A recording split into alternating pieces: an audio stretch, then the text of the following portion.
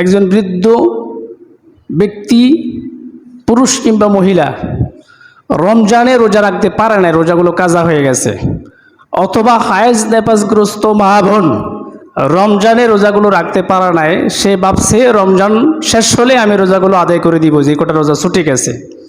কিন্তু এই ব্যক্তিরা রমজান শেষ হওয়ার পরে মৃত্যুবরণ করছে। এমন ব্যক্তিদের ব্যাপারে মাসালা কি?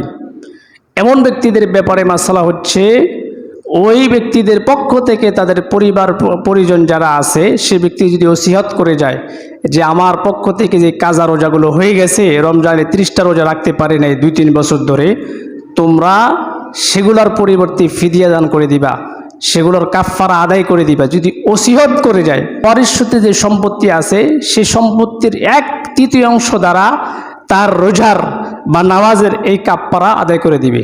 তবে যদি ওসিয়ত না করে যায়, তাহলে ছেলে সন্তান পিতামাতার পক্ষ থেকে এই রোজার পরিবর্তে ফিদিয়া বা কাফফারা দেওয়া তাদের উপর ওয়াজিব নয়।